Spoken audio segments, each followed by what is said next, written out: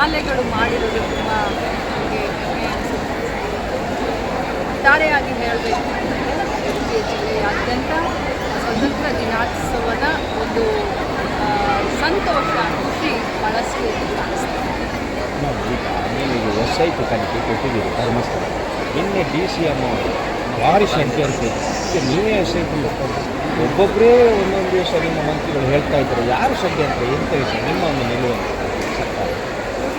DCM ಅವರ state ಮೀಟಿಂಗ್ಗೆ ಕೂಡ ನಾನು ಜಲ ಪ್ರವಾಸಿ ನಾನು ಕೂಡ ಆದರೆ ಒಂದು ಮಾತನ್ನು ಅತ್ಯಂತ ಸ್ಪಷ್ಟವಾಗಿ ಹೇಳಲಿಕ್ಕೆ ಬಯಸ್ತೇನೆ. ನಾವೆಲ್ಲರೂ ಧರ್ಮಸ್ಥಳ ಮಂಜುನಾಥನ ಬಹಳಷ್ಟು ನಾವು ಪಾಲಿಸ್ತೀವಿ, ನಡ್ಕೊಳ್ತೀವಿ. ಅದರಲ್ಲೂ ವಿಶೇಷವಾಗಿ ವೀರೇಂದ್ರ ಹೆಗಡೆಜಿಯವರ ಮತ್ತು ಅವರ ಯಾರ್ಯಾರು ಧರ್ಮಸ್ಥಳ ಸಂಘ ಮಾಡಿಕೊಂಡು ಕೆಲಸ ಮಾಡೋದಾಗಲಿ ಅಥವಾ ಸಾಮಾಜಿಕ ಬದ್ಧತೆ ಕಾಳಜಿಯನ್ನು ಇಟ್ಕೊಂಡು ಅನೇಕ ಸಾಮಾಜಿಕ ಕೆಲಸಗಳನ್ನು ಮಾಡ್ತಾ ಇದ್ದಾರೆ. ಅದರಲ್ಲೂ ಮಹಾಪ್ರಸಾದ ಅಂತ ಒಂದು ಅನ್ನದಾಸೋಹವನ್ನು ಮಾಡ್ತಿದ್ದಾರೆ. ನಿಜವಾಗ್ಲೂ ಅದೆಲ್ಲ ನಮಗೆ ಆದರ್ಶ.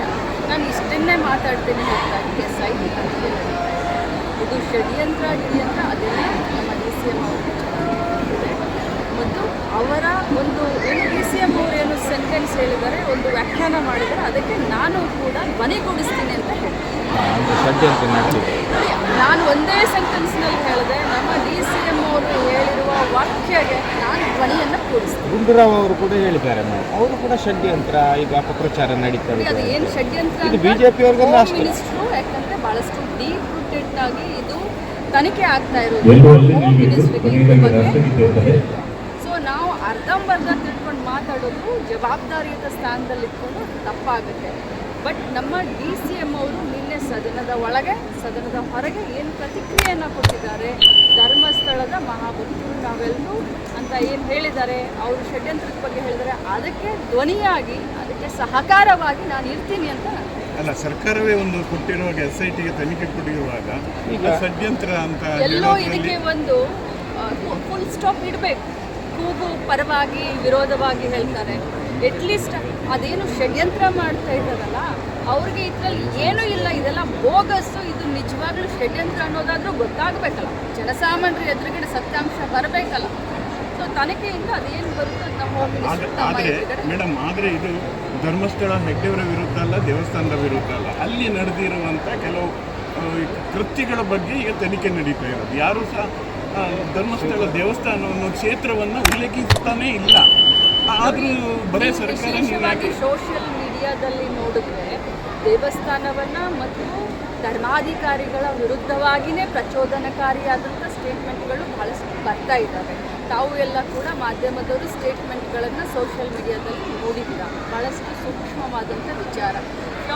ಸೌಜನ್ಯಗೆ ನ್ಯಾಯ ಕೊಡಿಸೋದು ನಾನು ಒಬ್ಬ ಮಹಿಳೆಯಾಗಿ, ಆಮೇಲೆ ನಾವು ರಾಜಕಾರಣಿ, ಆಮೇಲೆ ಮಂತ್ರಿ, ಒಬ್ಬ ಮಹಿಳೆಯಾಗಿ ಒಂದು ಮಗಳಿಗೆ ನಾವು ನ್ಯಾಯ ಸಿಗಬೇಕು ಅನ್ನುವಂಥದ್ದು ಎಲ್ಲರ ಮನಸ್ಸಿನ ಒಂದು ಕೂಗು.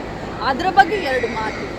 ಅವಳಿಗೆ ನಿಜವಾಗ್ಲೂ ಅನ್ಯಾಯ ಆಗಿತ್ತು, ಅದನ್ನು ಸರಿಪಡಿಸಬೇಕು, ಅದಕ್ಕೆ ನ್ಯಾಯ ಕೊಡಬೇಕನ್ನುವಂಥ ವಾದದಲ್ಲಿ ನಾನು ಕೂಡ ಅದರಲ್ಲಿ ನಿಂತಿದ್ದೀನಿ.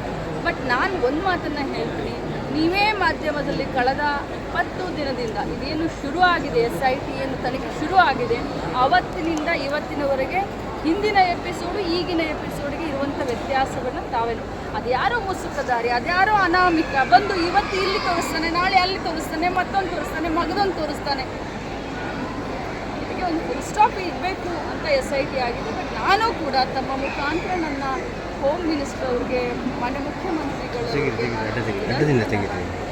ಇದು ಆದಷ್ಟು ಬೇಗ ಮುಕ್ತಾಯಗೊಳಿಸುತ್ತೆ. ಮೇಡಮ್, ಈಗ ನಮ್ಮ ಜಿಲ್ಲೆಯಲ್ಲಿ 9/11 ಸಮಸ್ಯೆ ತುಂಬ ತೀವ್ರವಾಗಿದೆ.